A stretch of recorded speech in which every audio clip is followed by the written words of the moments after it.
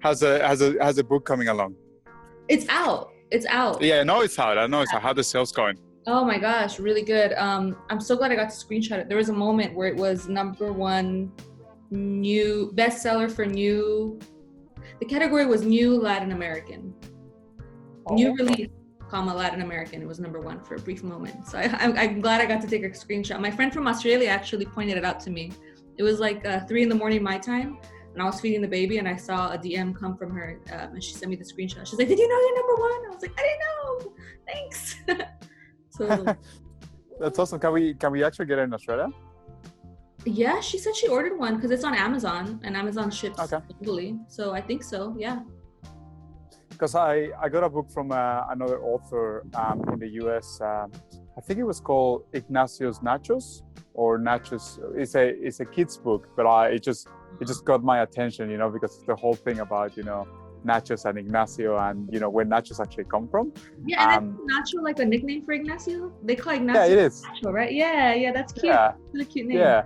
Yeah, it tells the whole story because I don't know if you know the story, but the story is about a guy that his name was Ignacio, whose nickname was Nacho, and he served this to some, I believe it was some army people stationed in Mexico, in the border of Mexico, and they fell in love with it, and that's where nachos come from.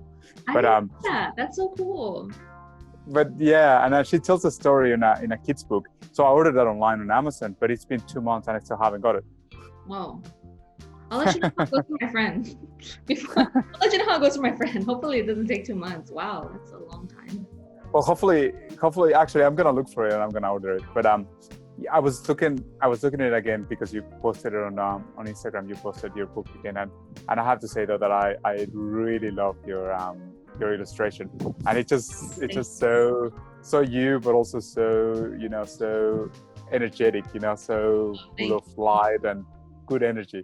Oh, thank you. I'm so grateful to my designer because I'm a Gemini. I'm very all over the place. I'm like, I want this and I want that and I want that. And he was able to really get it and make put everything that I wanted and make it look beautiful. And I'm happy to say that it was an all Latinx production. My designer is Mexican American. My photographers were Mexican American.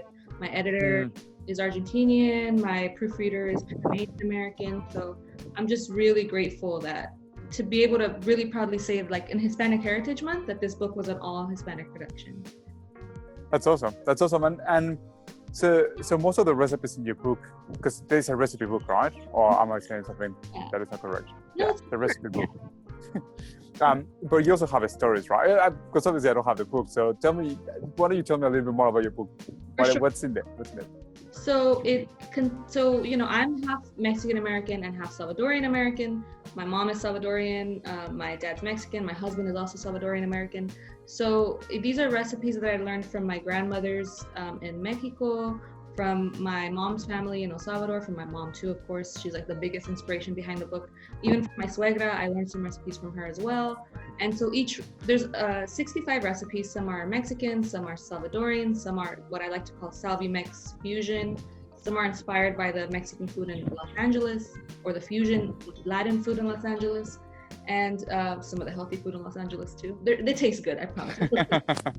And each recipe is preluded by an anecdote about the person, the señora, who inspired both the recipe, but also who somehow maybe inspired my life in some way. So maybe, in the enchilada recipe, I think about my mom and when she would make them for me if I was feeling under the weather or something. Or, the tamales, obviously I talk about the holidays.